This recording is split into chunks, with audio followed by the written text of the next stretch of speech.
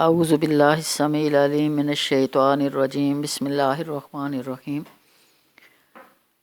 سورۃ الحدید آیات 29 پیراگراف 5۔ پہلا پیراگراف دعوت توحید، ایمان اور انفاق۔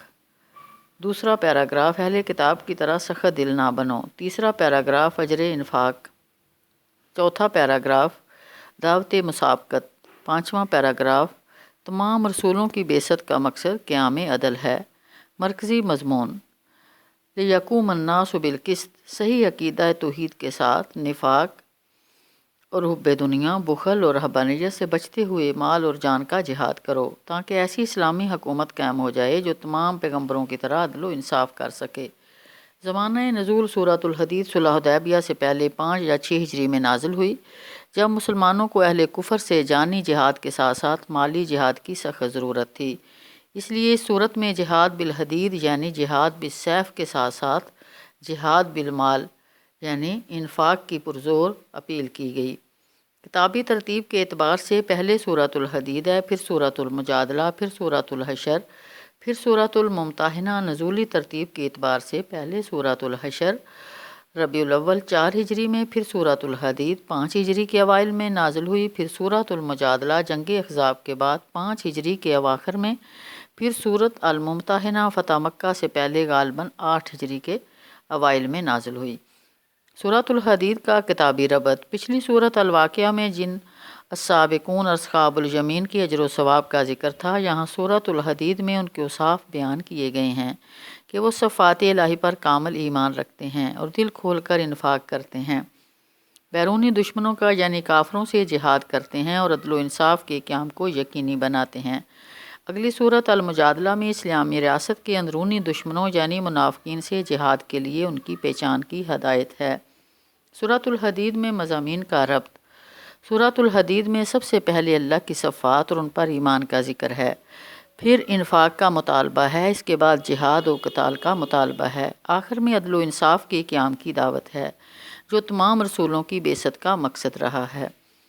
صحیح عقیدہ توحید اور اسماء و صفات کے علم کے بغیر جہاد ناممکن ہے۔ جہاد نفس سے پہلے جہاد بالمال یعنی انفاق ضروری ہے۔ جہاد بالحدید کے بغیر اسلامی حکومت کا قیام ناممکن ہے۔ اسلامی حکومت کے بغیر اسلام کا عادلانہ نظام قائم نہیں کیا جا سکتا۔ لیقوم الناس بالقسط آیت 25 کے تقاضے پورے نہیں کیے جا سکتے۔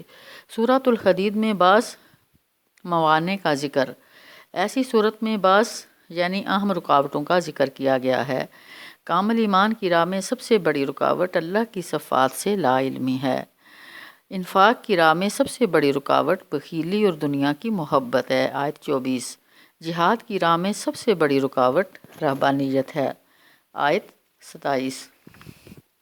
اہم کلیدی الفاظ اور مضامین۔ سورۃ الحدید میں 4 صفات کے ذریعے اللہ کا تعارف، هو الاول والآخر والظاہر والباطن۔ آیت 3 کے ذریعے اللہ کی ذات کا تعارف کرایا گیا کہ وہ الاول ہے، وہ خالق ہے، ساری مخلوق اس کے بعد ہے، وہ اپنی ذات کے اعتبار سے الباطن چھپا ہوا ہے لیکن اپنی آیات کے اعتبار سے الظاہر و ظاہر ہے۔ سورۃ الحدید میں 6 مختلف طریقوں سے انفاق کی اپیل۔ سب سے پہلے کہا گیا کہ میرے اس مال میں سے کچھ انفاق کرو جس پر میں نے تمہیں خلیفہ بنایا ہے، وَأَنفِقُوا مِمَّا جَعَلَكُم مُسْتَخْلَفِينَ فِيهِ آیت 7۔ سوالیہ انداز میں لوگوں کے ضمیر کو بیدار کیا گیا کہ وہ کیوں انفاق نہیں کر رہے۔ مَا لَكُمْ أَلَّا تُنْفِقُونَ، تمہیں کیا ہو گیا، تم خرچ کیوں نہیں کرتے، آیت 10۔ اس کے بعد یہ حقیقت ذہن نشین کرائے گی کہ اگر تم موت سے پہلے انفاق نہیں کرو گے تو یہ اللہ کی میراث بن جائے گی، وَلِلَّهِ مِيرَاثُ السَّمَاوَاتِ وَالْأَرْضِ آیت 10۔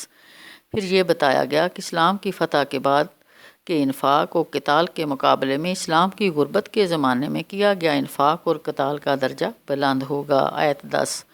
پھر لوگوں سے قرض حسن کا مطالبہ کیا گیا، آیت 11۔ قرض حسن کے لیے بڑھا چڑھا کر لوٹانے اور اجر کریم کی بشارت دی گئی، آیت 11۔ سورۃ الحدید میں صحابہ اکرام رضوان اللہ اجمعین کے مختلف درجات کی وضاحت۔ لا یستوی منکم من انفق من قبل الفتح وقاتل، آیت 10 سے معلوم ہوتا ہے کہ تمام صحابہ رضوان اللہ اجمعین ایک درجے میں نہیں ہیں۔ سب کے لیے خیر کا وعدہ ہے، لیکن صلح حدیبیہ کے موقع پر بیعت رضوان میں حصہ لینے والے 1400 صحابہ اکرام بعد والوں سے افضل ہیں۔ اسی طرح فتح مکہ میں شریک ہونے والے 10,000 صحابہ اکرام آخری حج میں شریک ہونے والے دیگر 1,00,000 سے زائد صحابہ رضوان اللہ اجمعین سے افضل ہیں۔ اس آیت میں الفتح سے مراد صلح حدیبیہ بھی ہو سکتی ہے اور فتح مکہ بھی۔ سورۃ الحدید میں خشوع قلب اور قساوت قلب کی وضاحت۔ الم یعن للذین آمنوا ان تخشع قلوبہم لذکر اللہ وما نزل من الحق، آیت 16۔ خشوع قلب کا اور قساوت قلب کے فرق کو واضح کر کے بتایا گیا کہ خشوع قلب کے نتیجے میں انسان کے دل سے بخیلی کا خاتمہ ہوتا ہے، فیاضی پیدا ہوتی ہے اور دنیا کی محبت کم ہوتی ہے۔ قساوت قلبی کے نتیجے میں اہل کتاب کی طرح فسق اور بدعملی کا ظہور ہوتا ہے۔ سورۃ الحدید میں دنیا کی زندگی کے 6 مراحل کی وضاحت 6 لفظوں میں۔ اعلموا انما الحیاۃ الدنیا لعب ولہو وزینۃ وتفاخر بینکم وتکاثر فی الاموال والاولاد، آیت 20۔ لعب سے مراد وہ چھوٹے بچوں کے کھیل ہیں جن میں لذت نہیں ہوتی۔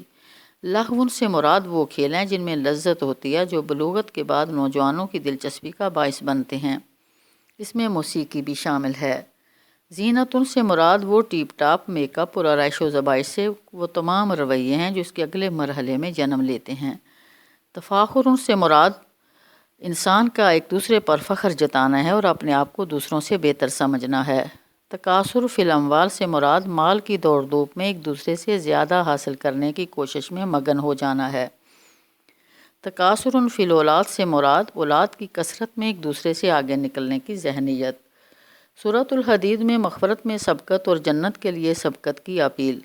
سابقوا الی مغفرۃ من ربکم وجنۃ، آیت 21۔ اس آیت میں 2 مطالبات ہیں، پہلا مغفرت میں سبقت کا اور دوسرا جنت کے لیے سبقت کا۔ سبقت یعنی نیکی کے کاموں میں پہل اور دوسروں سے آگے نکل جانے کا جذبہ، یہ ہے اسی جذبے کے نتیجے میں انسان السابقون کی صف میں شامل ہو سکتا ہے۔ سورۃ الحدید میں منصب رسالت کی ایک اہم شق، عدل و انصاف کے قیام کی وضاحت۔ لیقوم الناس بالقسط، تاکہ لوگ انصاف پر قائم ہو جائیں، آیت 25 کے ذریعے یہ بات سمجھائی گئی ہے کہ رسول صرف عقیدے کی تبلیغ اور عبادت کے التزام کے لیے نہیں بھیجے جاتے، بلکہ ان کی بعثت کا مقصد دنیا میں جہاد کے ذریعے عدل اجتماعی کا قیام بھی ہوتا ہے۔ زکوٰۃ اور دیگر احکام کے ذریعے معاشی عدل، سماجی عدل، سیاسی عدل وغیرہ حاصل ہو سکتا ہے۔ سورۃ الحدید میں رہبانیت کو بدعت قرار دیا گیا۔ ورہبانیۃ نبتدعوها ما کتبناها علیہم، آیت 27۔ رہبانیت کو بدعت قرار دیا گیا ہے جسے اللہ نے ہرگز فرض نہیں کیا تھا۔ عیسائیوں نے یہ بدعت نیک نیتی سے ایجاد کی، پھر حدود میں تجاوز سے کام لیا۔ اہل کتاب کو بتایا گیا ہے کہ وہ رہبانیت ترک کر کے اسلام لے آئیں، جہاد کا راستہ اختیار کریں، اسلامی حکومت کی قوت قہرہ کے ذریعے دنیا میں رسولوں کی طرح عدل قائم کریں۔ سورۃ الحدید میں نور کا لفظ کئی بار استعمال کیا گیا ہے۔ اللہ نے رسول صلی اللہ علیہ وسلم پر قرآن کی آیات نازل کی ہیں تاکہ مسلمانوں کو اندھیروں سے نکال کر نور میں لے آئے، آیت 9۔ قیامت کے دن انفاق کی وجہ سے مومن مرد اور خواتین کے سامنے اور ان کے سیدھے ہاتھ میں نور دوڑ رہا ہوگا، آیت 12۔ قیامت کے دن منافق مرد، خواتین، مومن مرد اور خواتین سے نور کی درخواست کریں گے جو مسترد کر دی جائے گی، آیت 13۔ اللہ اور رسول پر ایمان لانے والے صدیق اور شہید ہوتے ہیں، ان کے لیے ان کے حصے کا اجر اور نور ہے، آیت 19۔ اہل کتاب اگر رسول پر ایمان لائیں گے تو اللہ انہیں بھی وہ نور عطا کرے گا جس کی روشنی میں وہ چل سکیں گے، آیت 28۔ سورۃ الحدید میں بار بار استغفار کا مطالبہ۔ اس صورت میں مغفرت ان کا لفظ بھی کئی بار استعمال کیا گیا۔ آخرت میں عذاب شدید بھی ہے اور اللہ کی مغفرت و رضوان بھی ہے، آیت 20۔ اللہ کی مغفرت اور اس کے بعد جنت کا حاصل کرنے کے لیے نیک کاموں میں دوسرے سے آگے بڑھو، سبقت کرتے ہوئے سابقین کی صف میں شامل ہو جاؤ، آیت 21۔ اہلی کتاب اگر آخری رسول پر ایمان لائیں گے تو اللہ انہیں بھی مغفرت عطا کرے گا، آیت 28۔ سورۃ الحدید کا نظم جلیل۔ سورۃ الحدید 5 پیراگرافوں پر مشتمل ہے۔ آیات 1 تا 15 پہلے پیراگراف میں صفات الہی بیان کر کے توحید، ایمان اور انفاق فی سبیل اللہ کی دعوت دی گئی۔ صفات الہی بیان کر کے توحید، ایمان اور انفاق فی سبیل اللہ کی دعوت دی گئی۔ بعد میں مسابقت کے فضائل بیان کیے گئے۔ انفاق کی دعوت کئی طریقوں سے کی گئی۔ قیامت کا منظر کھینچ کر بتایا گیا کہ اس دن فیاض مومن مرد خواتین اور بخیل منافق مرد و خواتین کا حوال مختلف ہوگا۔ آیات 16 تا 17 دوسرے پیراگراف میں مسلمانوں کو نصیحت کی گئی کہ وہ خشوع قلب اختیار کریں، اہل کتاب کی طرح قساوت قلبی میں مبتلا نہ ہو جائیں۔ اللہ کی سنت بیان کی گئی کہ کفر و شرک کی خزاں کے بعد وہ وقفے وقفے سے ایمان و توحید کی بہار سے انسانی دلوں کی زمین کو سرسبز اور شاداب کرتا رہتا ہے۔ اعلموا ان اللہ یحیی الارض بعد موتها قد بینا لکم الآیات لعلکم تعقلون، سورہ حدید آیت 17۔ آیات 18 تا 20 تیسرے پیراگراف میں ایمان لا کر انفاق کرنے والوں کے اجر و ثواب کا بیان اور دنیا اور آخرت کا تقابل کر کے دنیا کی بے ثباتی بیان کی گئی۔ دنیا کی زندگی کے 6 مراحل بیان کر کے موت کی تذکیر کی گئی۔ آخرت کے بارے میں بتایا گیا کہ وہاں عذاب شدید بھی ہے اور اللہ کی مغفرت اور رضوان بھی۔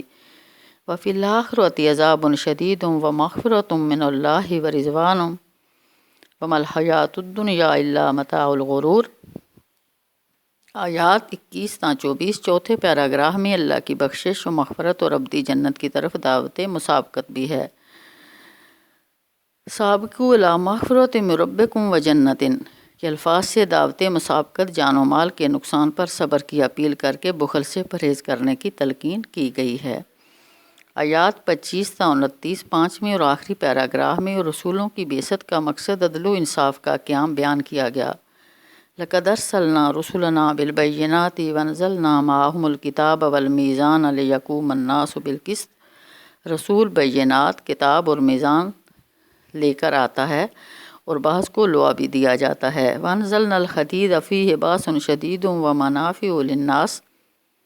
لوہے کے نزول کا اصل مقصد جہاد ہے، لیکن اس میں دیگر فوائد بھی رکھ دیے گئے ہیں۔ قیام عدل کے لیے طاقت کے استعمال کی طرف لوہے الحدید کے لفظ سے اشارہ کیا گیا۔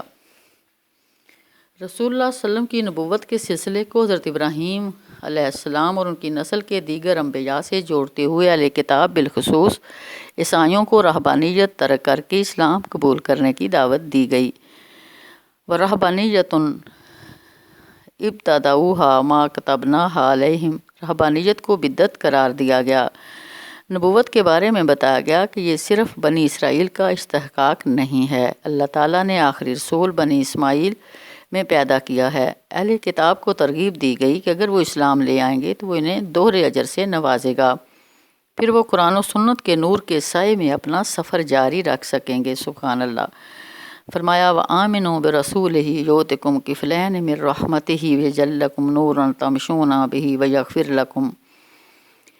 اس کے رسول پر ایمان لے آؤ تو وہ تمہیں اپنی طرف سے رحمت کا دورہ حصہ عطا فرمائے گا اور تمہارے لیے ایک نور بنا دے گا، تم اس کی روشنی میں چلو گے اور تمہیں معاف کر دے گا۔ سبحان اللہ۔ مرکزی مضمون صفات الہی پر مشتمل کامل عقیدہ توحید اور رسول صلی اللہ علیہ وسلم پر ایمان لا کر نفاق، حب دنیا، بخل اور رہبانیت سے پرہیز کرو اور جان و مال سے اللہ کی راہ میں جہاد کرو تاکہ اسلامی حکومت کے قیام کے ذریعے رسولوں کی بعثت کا مقصد عدل اجتماعی کا قیام ممکن ہو سکے۔ وآخر دعوانا ان الحمد للہ رب العالمین۔ ربنا آتنا فی الدنیا حسنۃ وفی الآخرۃ حسنۃ وقنا عذاب النار۔